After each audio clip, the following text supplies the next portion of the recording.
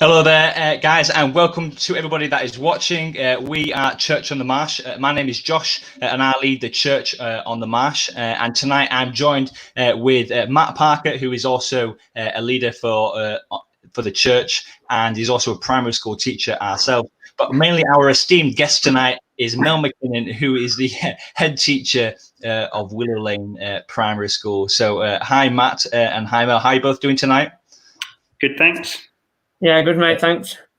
Well, it's great to have you online. So we just thought, as kind of a Church on the Marsh, we kind of like a bit of a new church plant in the area, in the Castle Ward kind of marsh area of Lancaster. And we just wanted to have like a few kind of conversations with kind of key people around the area about their experience during lockdown, about during COVID-19, and what impact that is having. And I guess a kind of a key place and a key service in the area is obviously the school, the primary school, and so we wanted to know what impact is that having on the school, on the staff, on the teachers, on the families, the children, on learning and both currently and kind of going forward. So to start us off, Mel, why don't you tell us a little bit about yourself, maybe how long you've been head at Willow Lane, and a little bit about your personal life as well. Evening, everyone. My name is Mel McKinnon. I'm a father of two. I'm a keen gardener, keen bird watcher, and a keen head teacher. I've been a head teacher at Willow Lane now for 5 years, and it's my first headship. And I became head teacher when my wife and I relocated from London just about 5 years back. Great, fantastic, yeah. And what have you been doing during lockdown? Have you been doing anything fun with the family or with the kids? At home, I think like many people, it's been a mixed bag, really. In a strange way, we've been in a sort of bubble where it's been quite nice as a family to press pause a bit and not dash the gymnastics and swimming and the other things that seemed vitally important, and actually spend time together as a family. So I've got a 4-year-old and a 1-year-old. We're very fortunate. We've got a garden and we live in a rural setting. So my wife's family are a farming family. So we've got space. My daughter's learned to ride a bike. My son's been exploring the garden lots. So we've done some nice things together. We've also seen the flip side of that, as any parent can relate to. Working at home with young children is tricky. And also just the current situation, trying to explain it in child-friendly ways. And, I think our little ones are definitely missing the social interaction from nursery and from their friends. And thankfully, we haven't been affected directly by any loss of a family member, but people in the community have. And as well as looking after our family, my wife and I have been involved in some community projects and sort of food deliveries and collections for people locally. So There's been plenty going on. Yeah, I would say like a mixed bag. That's great. Yeah. So before we kind of get into like the main topic, Matt, do you want to just introduce yourself and tell us a little bit about yourself and your role and your job? Yeah, I can do. Yeah. So as Josh said, I'm one of the leaders down at Church on the Marsh, but I'm also a primary school teacher. I live in Lancaster, but I actually teach in Preston, and I've been down there for 5 years teaching year 6. So I'm currently doing bits with the children where I go in and with the key worker children, but I'm mainly doing teaching from home, putting stuff online for the children, interacting with the children and parents as much as is possible.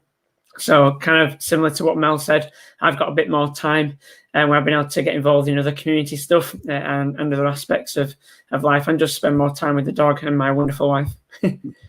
So yeah, cool. That's great.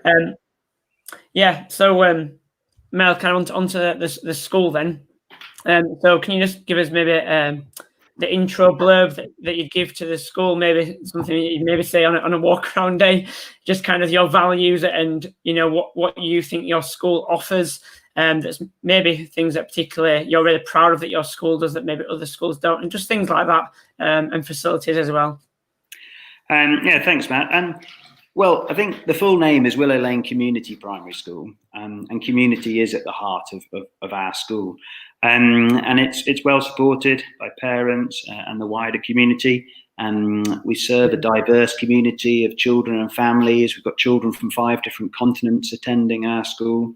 Wow. And actually, if you were to walk around the school, the main thing you would see is happy children. And every visitor remarks on that.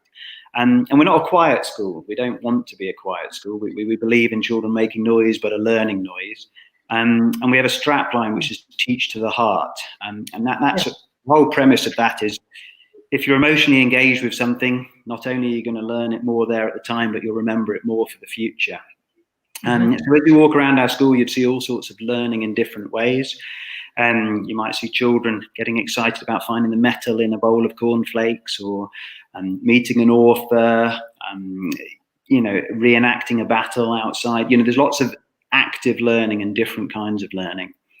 Something many people don't know about our school is the amount of outside space we have. We have great facilities.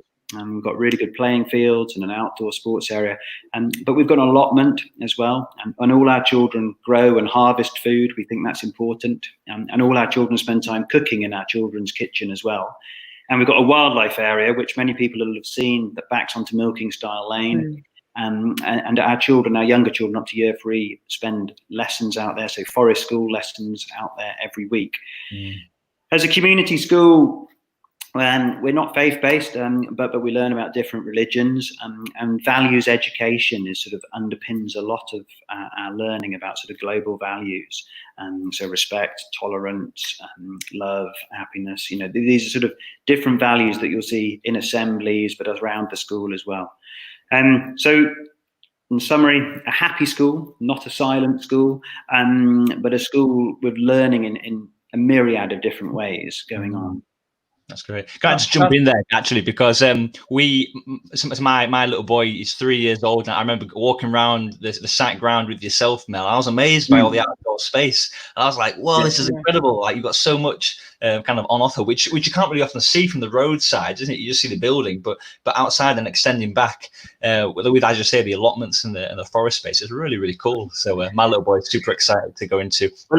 Well, I got excited when I looked around as a potential head teacher. I'd only ever taught in central London, and I'd never actually taught in a school that had any grass. So never mind a whole field and wildlife areas and things like that. Yeah. Well, yeah. I know. Same when I looked around recently, and you showed us around. Well, yeah, it's incredible the space you've got. And in terms of the values, you talked about community and having so many different children coming from different backgrounds. Do you feel that the children mix well and get hold of those values and really, I guess, show them in the school community? I do. I think it's values education is really interesting because it's our children have to deal with some big words, resilience, things like that. It's a really big concept, but they get it by being, children enjoy learning about new things, and if they're taught about these ideas, and they're taught about these ideas in ways that. In stories that mean things to them, but also in wider contexts and issues, and looking at global issues. And I think our children get that and respond to it. And it's important. It's important to look at those things. Yeah, definitely. And I guess on something that we really want to celebrate with you guys is your Ofsted report, which has come back. I want to give some time to that. Can you just maybe talk us through? Obviously, you can tell us about the report, but talk us through maybe the main improvements that you've been making towards that, and maybe the journey that you, along with the staff, have kind of gone on to see that happen. It's a strange time to get an Ofsted report, but we're proud of it, and it's up there on the website and things. And I think Ofsted, and you'll know, Matt, working in the profession is a strange thing. It can feel like quite a lot rests on it, but it's important to remember it's just a sort of 2-day visit by inspectors. And very much when they came in, it was a matter of staff and us wanting to keep showing them more. We had so much we wanted to show them. And sometimes we felt they'd seen it, but we still wanted to tell them more. I think as a school, since the curriculum came in 2014, the expectations in sort of outcomes, English and maths, really rose. And as a school, what we're really proud of is that we're in line with the national average now. We weren't, but now we are. And we've managed to do that whilst not just becoming focused on English and maths. We've still held true to our belief of delivering the whole curriculum. And actually, that's something Ofsted picked up on as they walked around, they met the children, and they saw our curriculum taught in real strengths across the board. And a key thing to that they identified was the teachers, the subject leaders, as well as sort of driving their subjects forward. And that's really important to remember, because it doesn't matter how many gizmos you have in school or how many gadgets or what the latest thing is. Actually, it's the quality of the adults in a school that make the quality of education. And our staff, really shone in that Ofsted, but and rightly so, and actually sometimes nerves can get to people, but no, they shone, and they showed that how brilliant they are. So yes, we were on a journey, and the journey was mostly about reaching those academic standards, but still holding true to delivering the whole curriculum, delivering it in a creative way. And actually, that good practice was seen by Ofsted, and we've shared it with other schools as well. So even while we were still an RI school, we were taking visitors from other schools, which on paper, had higher gradings, but were still coming to look at what we were doing. So wow, really glad that actually was noticed and is there to be shared now. That's awesome. Yeah, I think like with obviously when it was the new curriculum, there was that focus, and basically if your data was good, you think, oh well, they're not going to come and look at us, we're all right. But then you can, it can get that kind of, oh well, we'll just push them English and maths, but then they miss out on so much. And I think it was last year where they started to do this new Ofsted type of inspection, which does focus and celebrate more the broader curriculum with that deep dive in certain subjects, but appreciating the elements of the other aspects of the school, like I guess the whole community of it and how that develops the child, rather than just how good is their English and maths. And I think you're right, Matt. And I think, we serve a mixed community, and actually we always knew that our children need to leave us loving education. And you don't just love education by having English and maths pushed onto you. You need the full broad experience. So I think the change in Ofsted is really welcome. Actually, I think that is important. And definitely where children come from disadvantaged backgrounds, just being in an English and maths factory doesn't do them any good down the line.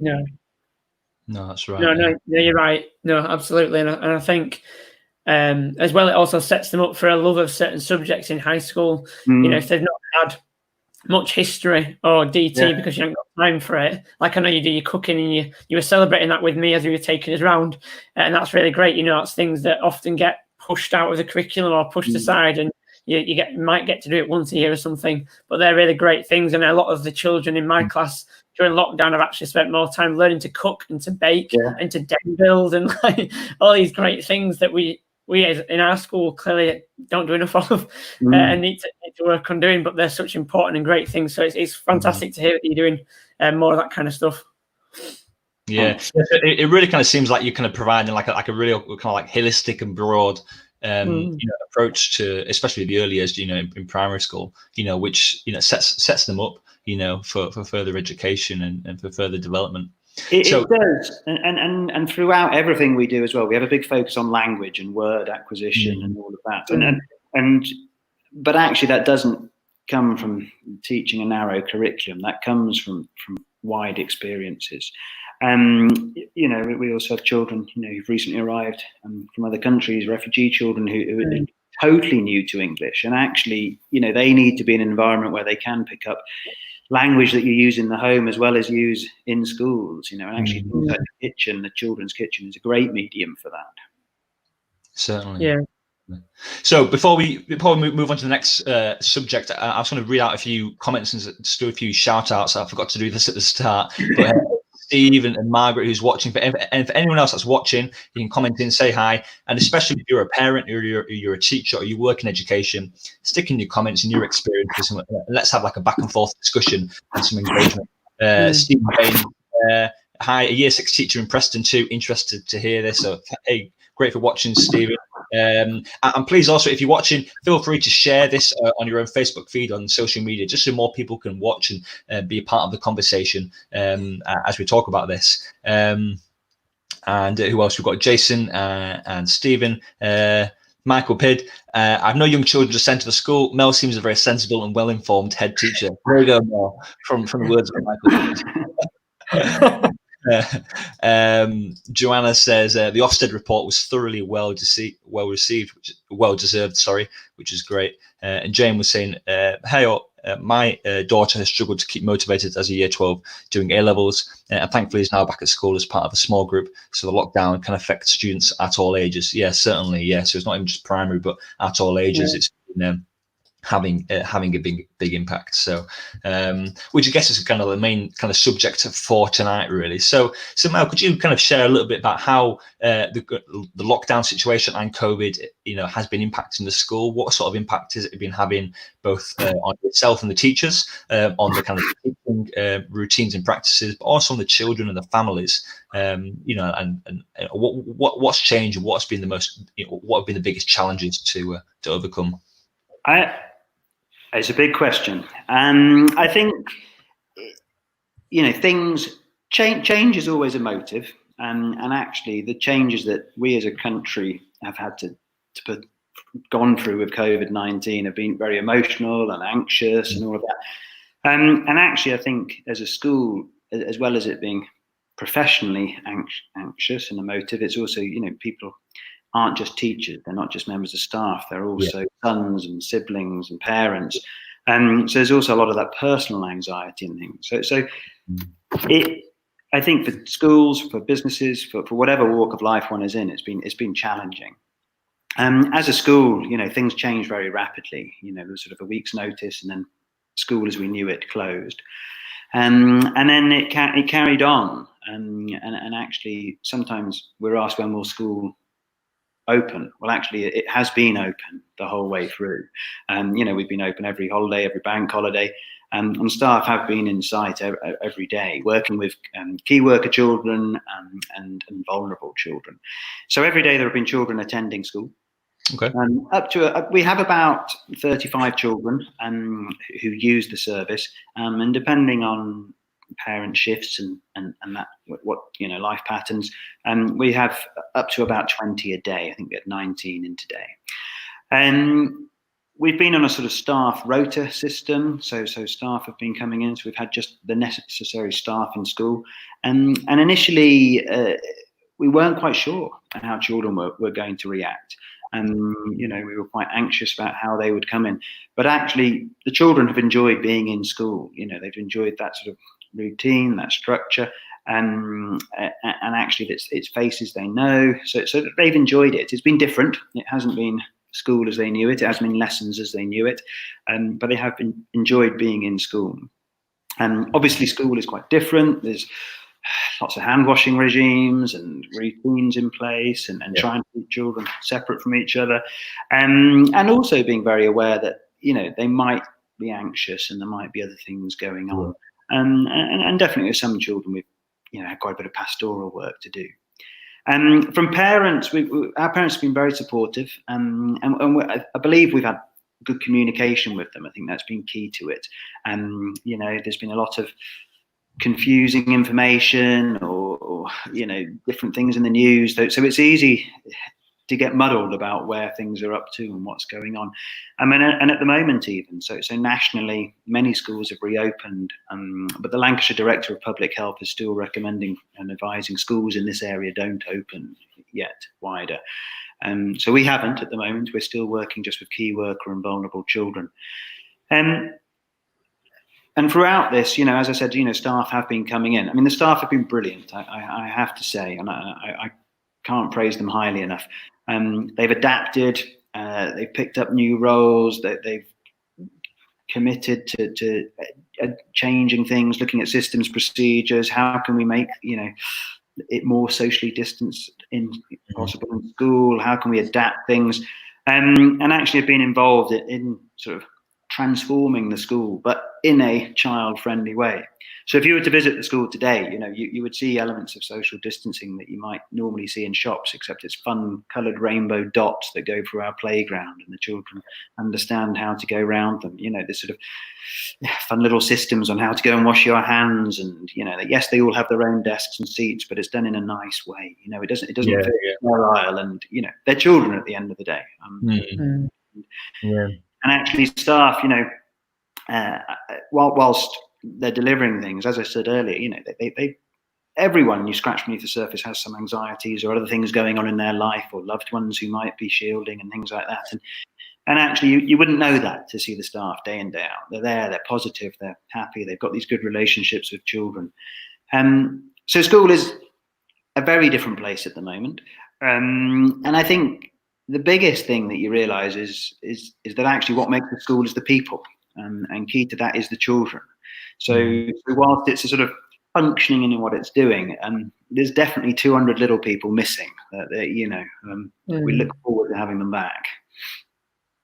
Yeah, that's great. So have the teachers been kind of like sending work home, or like doing things online or anything like that? So as Matt said, we use an online system. It's a system called Seesaw. I mean, there are others are available. And the teachers have been sort of pitching learning activities, some maths activities, some English activities, and just some sort of suggestions as well. Through the website, we've provided those suggestions, and also directed people to different places. And what's worked really well, though, about the online learning system we've used is it involves sort of short videos. So actually, children can interact. They can interact with their teacher. So it's not just the academic support, it's that pastoral support. And arguably, maybe that's been even more important. Because I said earlier, it's not about gadgets and gizmos and things. It's about the adults in the room. It's also about the relationships with those adults in the room.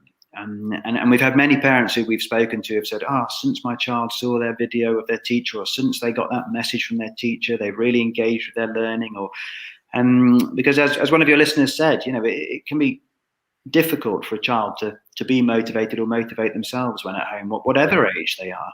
And actually being in school, it's the whole excitement, it's the whole buzz, it's the relationship with the teacher that makes children learn and makes them want to learn. And I know I've got my own 4-year-old who gets set her phonics tasks and her other learning tasks from her nursery, and it's different being a parent trying to teach a child at home. I'd far prefer 34-year-olds who weren't mine in a room, and from a teaching perspective. That's right. Yeah. There's also like teaching your own kids as well. That it's often particularly challenging. You don't often approach it in the same way, do you? Yeah. Which is good. I think as well, like we've found that more. I think my pupils in Year 6 certainly they can, I guess, do a lot of their learning themselves, and they engage in the task, but they seem to engage more in they want to do the wider learning tasks that we send home. The more creative. I mean, yes, different children have different resources at home, but certainly they're the ones that they're engaging in more. Unless it's on a screen, then it's fine. But if it's not on a screen, then they're less keen to do it. But certainly those wider learning tasks that are, I guess, some of the stuff that you would be doing in your school as well, and we do some of them as well. They're really the ones that the children want to do. And I get same as what you're saying about sending videos. They'll send a video of doing this. I tried to make like PE tasks fun, like make your own obstacle course, or learn a new dance and teach it to someone, or and stuff like this. And you get some good good videos back. But it just shows that those are things where you see them enjoying the learning and learning new skills that they wouldn't necessarily be doing or doing in the same way in school as well, which I think has been really great. I certainly enjoyed seeing it anyway. Yeah, and teachers have really responded to it, and I was anxious, I'll admit, early on about teacher well-being with teachers going home as parents themselves and then producing learning resources and things. But teachers have been keen; they want to do it. They see the point in it, and they see the children responding to it. So it's a sort of two-way traffic. Yeah. I think we've seen the same as in your school that the staff are just so willing to help. I don't know about you, but obviously I think teachers weren't allowed by unions to be in over school holidays like Easter and half term. They're not supposed to be apparently. But then we had like all our TAs and all our HLTAs and all dinner time staff saying, "Oh, we'll come and do some." Like you've been saying as well, I think just that, I guess the same mentality that has been in society quite a lot of just, I want to help, what can I do to help, has been so prevalent in schools as well, which is amazing. I totally agree, Matt. I think that atmosphere definitely has been in our school and other schools I know of locally as well. Yeah, definitely. just to read out some of these comments. We've got a couple of questions as well. One from Jason. Is the nursery run by the school or a separate entity? I think he's referring to Apple Tree. So you guys are separate entities, aren't you, I believe? Yes, it's a separate entity. We're sort of on the same plot, as it were, both Lancashire Authority, but Apple Tree is a separate nursery, although many of the children from Apple Tree do come to our school. Yeah. And also, how many students are there at Willow Lane's average class size? I'm presuming you're meaning pre-lockdown, like pre-COVID. Yeah, we're at, so we can have up to 210. There's currently 198 on roll. So the high 20s, 30 is the average class size. We have two classes, in fact, that are at 31 at the moment. And some of our classes are at 30 with children, waiting to come in as well. Yeah, certainly. And then a couple of other comments from Rosalind. The school has been great with my granddaughter, who has been going to school as her parents are key workers during this time. Her other grandma has died, and the care from the staff has really helped her. So thanks so much, Mel, which is really great. So thanks for saying that, Rosalind. And then a couple of other ones. Joanna, the communication from the staff has been great, from all the staff, not just the class teacher. As I agree with Mel, much harder to teach your own children. I've had to learn Mandarin with my daughter teaching me. She's miles better than me, which is good. And then a quick question from Stephen Baines. He said, do you see any impacts on the mental health or well-being of the children being in without friends? How do children get on if they're without peers from this year group on a given day? Really important questions there, Stephen. So thank you for those. I think actually I'll answer the second one first. So that the children our children are very good at adapting to sort of friendship groups and buddying up and finding a new place, and would be an older child or a younger child. So actually we haven't seen an issue there. And actually we're still a small school. 200 children isn't many for a school. So everyone does know everyone. So that hasn't been an issue. Yeah. And the impacts on mental health and well-being, with the children who've been coming in, we haven't seen it. Actually, we've picked up. Well, we've picked up on little bits, and some children have come in because of concerns in that area. Our main thing is we suspect this will be something we only know about down the line. Really, what the impact on well-being and children's mental health has been, and rather sadly. We know nationally the picture is domestic violence has been on an increase, and the police have said, that actually the conditions of lockdown are, the sort of conditions that lend themselves to child abuse and things like that. So schools are on standby for lots of disclosures. So there is concern in the profession about significant damage to children's well-being and children's mental health. On a day-to-day sort of basis, the children we interact with, and some of that's online through the resources, there's definitely a want there of seeing their friends, of coming back to school. There's definitely that hunger there. But I think as professionals, our main concern is actually some children don't engage with the online learning and things. And we like Matt says, we phone home, we phone families, and some families are harder to communicate with than others. And actually our concern is that actually those families, those children who we haven't really had sight of or haven't had much communication with, it's what their well-being may be like. Because earlier I sort of said, in my own household we've had some lovely moments and things, and we have, but it's important to remember some children may be in conditions that are difficult, and actually people have found this very challenging times. They might have personal loss going on in their households. People have lost jobs. They might have the, real pressures, socioeconomic pressures going on in the household. And actually some children have sort of underlying health conditions, or people in their households have underlying health conditions. And for those families, those have been anxious households for 10 weeks straight now. And whilst lockdown is easing for many people, for those households, it isn't. So actually those households, I think the levels of anxiety for a prolonged period of time will be quite high. And actually every school will have a list of children who they're going to keep an extra eye on, or anxious about, or checking in with, and along those lines. Yeah, no, certainly. Yeah, I think this whole experience of lockdown has been a bit of a boiling pot for a lot of people. and a lot of goods come out of it, and a lot of great opportunities, time with family, and time to, explore other opportunities and different things like that. But at the same time, financial and social pressures, it's increased both, hasn't it? So I guess we'll kind of see what are the after effects of that. Joanna just says here, I think it will be once things return to normal that we see children and adults opening up and letting go of worries and concerns that they have been harboring throughout lockdown and waiting for a safe time and space to let them out. And that's true. I think a lot of people are kind of knuckling through, through this time, and then maybe it will be a bit more of a fallout. Yeah, I think while we're on talking about the potential negative effects of lockdown, so I guess you've mentioned maybe the amount of disclosures that may come. You've talked a little bit about kind of mental health of children coming back. Maybe you want to touch on that a little bit more, but is there any other potential issues or I guess negative things that you might find within school after lockdown, or that you may need to be aware of? I think, the impact on education, could be there for a long time.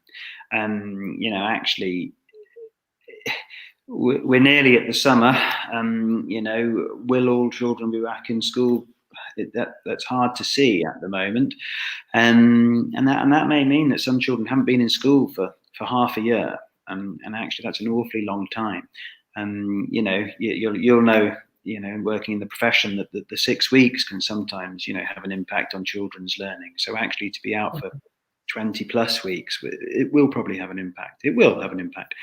And actually, there's lots of talk in the press about, the need to sort of support people in the summer, or questions of sort of, opening education facilities to support children. And so there's a big question mark about, education, what the impact will be. And especially some of the younger learners, actually some children, missing half a term or more of schooling. That's a big part of their school life. And I think, that I think, as the comment from Joanna, I think there probably is a level of anxiety just in the wider community that we won't really know about until afterwards. That people are, and Josh, you said, are knuckling down and going through it, and actually school at the moment, and you'll know this, Matt, is a different place. With sort of children 2 meter intervals and hand washing, and only up to 15 children in one room. Well, actually, if we're going to have everyone back in school, that doesn't work. So at some point, things will need to change. But if you're in a mindset of, I've got to keep this distance, I've got to do this, I've got to do that, I've got to, then to flip back to another mindset, or to take on something totally new that we don't know yet, that could put pressure on people. And as a profession, like many jobs, we may need to reevaluate just how we do things. We don't know that what we think of as a normal way of teaching and delivering education will work under whatever the new guidance is. And so there could be a lot of pressures in that regard as well. I think, though, in the short term, when I talk to colleagues, and internally and externally, other head teachers in the cluster, the main concern at the moment is just getting the children back in and seeing them and checking they're all okay, and just trying to support them through what comes out. And it may be that children don't want to raise issues or don't disclose things and just want to get on with normality. But I suspect down the line, there will be an impact on many children. Yeah. Yes, kind of a side question on the whole educational, or the lack of maybe that education that has been for 6 months. Obviously, no one knows what September looked like, but as you say, there's going to be like a 6 weeks. I certainly noticed a gap. Yeah. What has that year 5 teacher assessed them as? There's no way they're there. They probably were. It's just the gap into it. What do you personally think that maybe government should do, or that schools could look at doing to help that gap? I'm not saying you're going to do this, but what do you think is a good way to do it? Obviously, we don't want to just go, right, come on, let's catch up. It's not about that at all. What's your approach potentially to it? No, I think, and some of the talk, I think, in the press about catch up doesn't really work. It's nice and easy to say, children could learn over the summer and school sites could be used, but but actually people need to be there teaching it. And as I said earlier, it comes back to that relationship with that teacher. That's what drives education forward. Just opening facilities up. And I know I read one article, it was talking about newly qualified teachers, they might want to volunteer and things. Well, that's great, but actually this isn't an easy job, helping children catch up on missed learning. That's quite a specialist job. And the best people to do that is the child's class teacher. So, I mean, we've already considered, in September, and actually we will have a look at our curriculum, and we will be a bit more flexible in what we want to deliver. So we definitely want to deliver a broad curriculum, and we see a lot of well-being support coming through the arts, coming through drama, coming through cooking and sport and all of that. That definitely needs to be in there. But actually, we will need to catch up some of those gaps in the English and the maths and other areas, the sort of core skills that children will need to access the subjects. And so I suppose we would be looking for a flexibility with curriculum to actually think, all right, we've got two jobs here. We want to deliver a curriculum, but we've got to close some gaps. There's only so much time in the day. You need to ease off, give us flexibility in that. And actually, having said that, I think schools would respond well to, for example, Ofsted, bring press pause on. That's a pressure they don't need in September. They need to focus on the children and closing those gaps. And so I think at a government level that could be possible. And at a local school level, it's hard to say. And whilst many children have been engaging with home learning and being supported at home, some haven't been. And we have to be honest about that. And actually, some of the more disadvantaged children won't have been. The national data shows that. So there's a chance that this gap that already exists in society could have been widened by it. And I know we're not alone. We will be considering that and looking at it and targeting, supporting those children in any way we can. But I think there'll be quite a lot of things on the plate in September. Yeah, I think I've talked about this with a couple of my colleagues, and kind of, because you can't just miss out those 6 months and think, oh, well, they can access next year's curriculum, because a lot of it is professional, particularly in things like English and maths. That is very professional. Even like the history curriculum is like a timeline almost, isn't it? So, you can't miss bits out, but you also don't want to cram. You don't want to do something a disservice and it not to be embedded or even not to be enjoyed. There's no point just catching up on, I guess, factual knowledge or something and not being able to enjoy the learning of that. So, yeah, I think it'd be very interesting to see the approach of different schools. And I guess what comes from government in terms of that, how much flexibility a school's allowed. Because I think they do, like you say, they need to give a lot of flexibility to that, because every school will be different. Every school have a different amount of disadvantage, like you said, with that bigger gap. And you've got different levels of engagement at home as well. And no matter how good the home learning stuff is, it's not a teacher, and it's far inferior to what you get for children. I guess, Josh, if we pick up on Steve's question, which we're going to kind of ask anyway, we can put that on. So, I guess what are some of the positive things that will stay post-lockdown, or maybe as well, what are some positives that might come out of this for the children, the staff, the school? I think a big positive that as a country we've seen is the sort of community acts, and that can be individuals or organizations, and you see it in the press, and you see it just in the local community, and it could be small acts or big acts, and we see it from some of your members with the lovely cakes that have been dropped off and things. They're very well appreciated.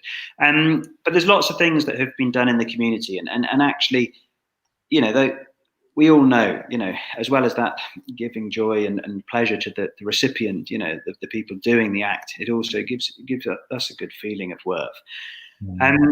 And I would like to see that sort of community feel and that community spirit continue. And I actually definitely think that schools can have a place for that. And quite often in schools, we join in national sort of events and national charity events, and children wear spots or a red nose, or they run X number of miles or something. And they often don't really know what that means. They know they're part of a wider thing, but they don't really know why they're doing that and who is going to benefit from it. And And I actually think changing it a bit and thinking, actually, let's look closer to home. What can we do more locally?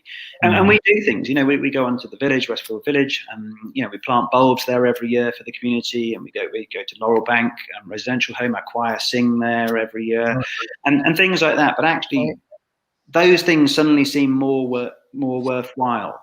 And that would be a big thing that I hope carries on. But again, that involves some flexibility with the curriculum. If those things are suddenly given worth, and actually we recognise that that's a real positive to come out of lockdown, and I feel it is. It's talked about a lot, this community spirit and things. Actually, if that is a massive positive to come out of it, then that should be something that goes into education, goes into all areas. So that's definitely something that, just a small thing maybe we'd be thinking about, is actually how we get more of that in, rather than maybe participating in big national charity events and things. It's definitely more worthwhile than those local community things. Yeah, and that's really great. I guess it fits in with the name of your school, the community school, and that's what you want to be, and that's how you can do that practically. Yeah, that's great. That's great. Do you think this will impact like learning styles kind of going forward? Do you think we'll see more kids kind of do more kind of like work like learning at home, or like a greater link between home and the school, or has that just been more of an obstacle to overcome? It's hard to say. It's a good question. I think there are wonderful examples of it, but actually, with younger learners, it still needs an adult present. It still needs, someone to engage with children. And actually, in many households, that is going on, and that's brilliant. But in some households, there's a lot of pressures, actually. Maybe purely it can be just number of children and, the work pressures and shift patterns. I know I spoke to a parent the other day who works nights and things. So, all these sorts of things can put difficulties on it. And one might not have the space or the resources at home. If you pick something up about, and as an adult working from home, it talks about making a special workspace and, that sort of thing. Well, many children don't have that sort of special learning space. And so I sort of think, yes, I think there will be some more online learning that comes out of it. But the actual, what it's also made me think about is actually just, how powerful that person in front of the children is. That is the real thing. That's the thing missing. And others in the profession might disagree, but definitely in the schools I've worked in, and the school, I'm proud to be the head teacher of it, that is what I see in the classrooms. It's those enthusiastic people with those relationships with children, and that buzz in the room. That's the thrill as a teacher as well. That is what it's all about. It's quite exciting to sort of make videos and assemblies and things and fire them off into space and then see the comments come back. But actually, as Matt will know, to be stood in front of a class and teaching something and just saying, "Wow, yeah, you're getting this, you're buzzing off this." I mean, it's great. It's exciting. It's why we teach. So I think there might be other ways of learning and things, but I personally don't think anything beats that. Teaching with children. But yes. I mean, I think we'll, and actually, you'll know we're already using this sort of seesaw approach to engage with new children who aren't yet at school and things. And actually, little things like that we think are useful. And going down the line, we may have some children who, due to their health needs, won't return to school. For a while, we don't know.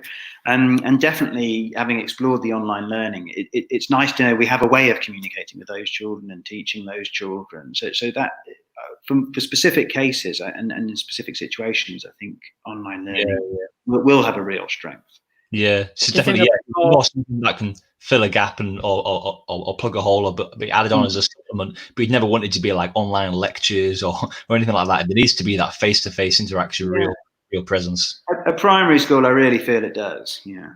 Do you think as well, Mel, though, some of the older children might have become more independent in their learning, being able to, I guess, not saying They don't need a teacher, they obviously do, but do you think there's aspects where they've maybe grown during this time to become more independent? Maybe those that don't actually get much parent support, but are just being really good at just getting on with their own learning?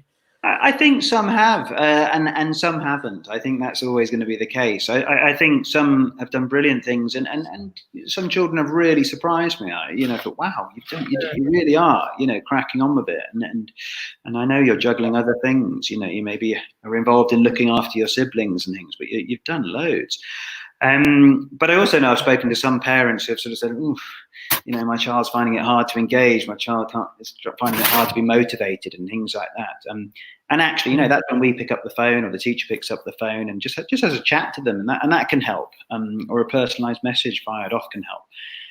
So I think, I think while some children have, we're often, we're talking about young children at primary school, and actually, they have to learn these behaviours, and I don't think, if I think what a 10-year-old me would have done back in the day, I suspect, the teacher might have had to phone me up and have a little chat. But look where you are today, Mel. I mean, look how far you've come. That's great. So. Yeah, exactly. A comment from Rosalind here saying, yeah, you're right, Mel. My granddaughter said she couldn't get peace to do her college work as there were 5 kids and a grandma receiving palliative care. The year 7 one managed to get great, but the year 10 just could not get motivated. Total nightmare, and they couldn't even come to my house. So yeah, there are often a lot of difficulties and struggles with like learning at home, and so yeah, I guess we wouldn't want to add to that as people. And a quick question from Jason before we move on to the kind of one of our final questions. Do you have additional support staff in classes? So every class, or do they float in between? It's like TAs and that. And what does this support look like pre-COVID? Yeah, thanks, Jason. So every school does things differently. Our governors have always allowed, additional funds to ensure that we have essentially 2 members of staff in each classroom.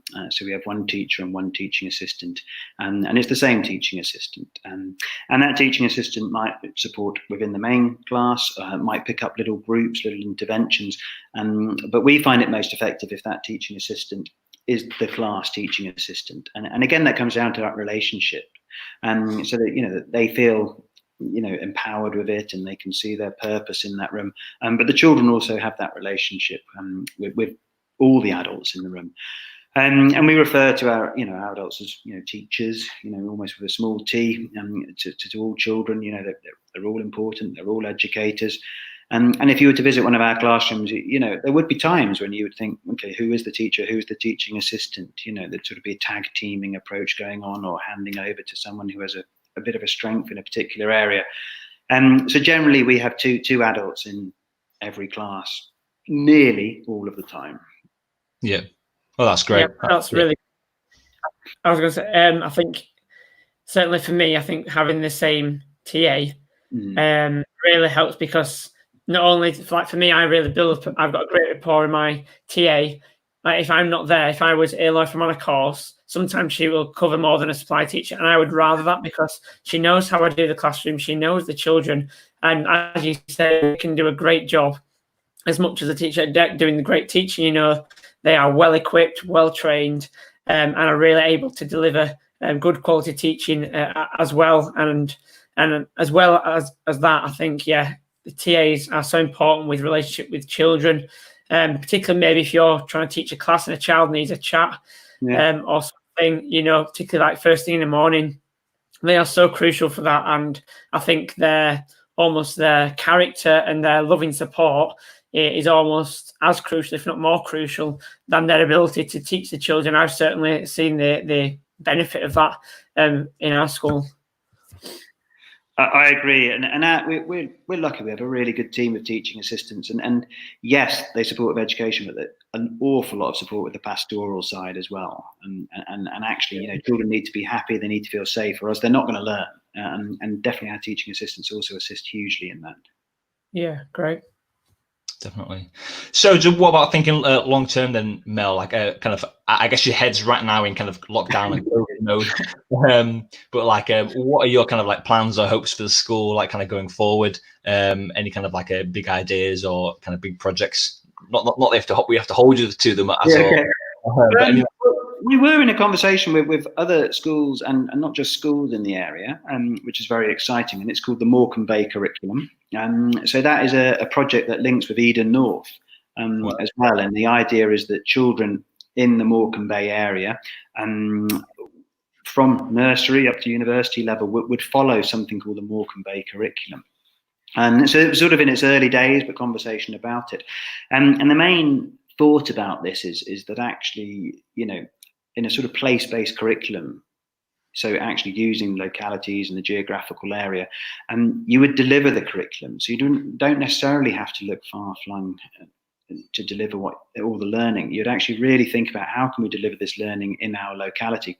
And actually, if we think about, from the Lake District, the shore of Morecambe Bay, the Lancaster City, there's a wealth of geographical and historical and sort of interesting areas. And I think it's a really interesting approach, and a sort of place-based curriculum, because, and I know I speak for many in the profession, but myself as well, that often in education you think of, right, we're going in here, we're going to help children, we're going to give them the skills so they can go elsewhere, so they can get here, they can get away from this area or something like that. And actually it's, well, no, hang on, we should actually be proud of the area we're from. We should know it, we should love it. And actually, whilst many people will travel the world and do all sorts of things, lots of people won't. And actually the thought of them learning in their area, and then as they leave our school, still seeing that thing that's still resonating with them still talking about that to their children. There could be a real pride in an area, pride in the community, but also sort of learning that carries on outside the school gates, because it's sort of it's there, it's in their locality. So that's a really interesting thing. So I hope that does get picked up. Like I said, I can't take the credit for it, but there's other schools sort of leading on it, but we're definitely involved in those conversations and I want to be part of it. I think that'd be a great initiative for our children. Yeah, sounds great. And also within the curriculum, we were already starting to think more about sort of environmental practices and environmental approaches. And whilst we've sort of been involved in projects, and there's Cool Council have led little plastic-free initiatives and things like that.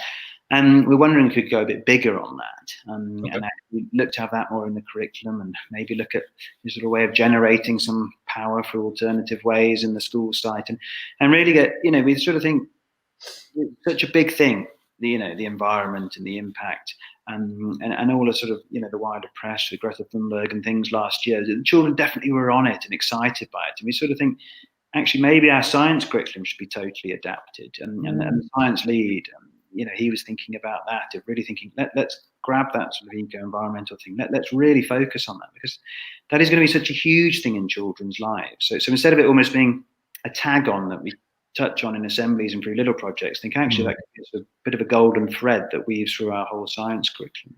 Yeah, definitely. And so those are sort of two things, actually two sort of key things within the curriculum.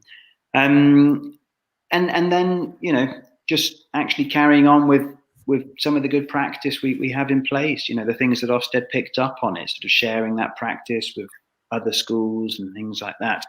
And, whilst you're an RI school, you do have to sort of focus on getting this, that done and that done. And actually, now it'd be quite nice to be a bit more involved with other schools and share a bit more. We already were sharing things, but maybe there's some opportunity to work with other professionals.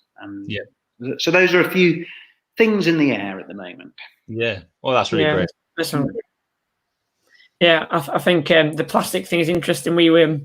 I was doing heroes and villains with my year 6 children in English, and I said they could, pick someone fictional or someone who's like a real life hero or a real life villain that you can think of. And one of the girls wrote all about the villainy of plastic. And that was like her villain. And we got into a really interesting debating that. And I think you're so right in terms of, well, our curriculum doesn't really, well, obviously there's little bits in, I guess, the kind of personal social health education. There's got a bit of like awareness of that kind of thing, but it's not a big thing, is it? It's whereas actually in the world, it's a huge thing, and it's not in our curriculums really at all. And you only end up coming across it often because the children bring it up, and it's because it's something current in the news, or they've seen something.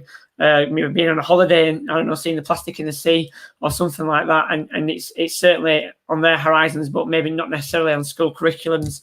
It's a big issue. And I think so. And actually, if we want children, as when they're grown ups, to have certain behaviours, well, now's the time to teach them it. Actually, when they're young.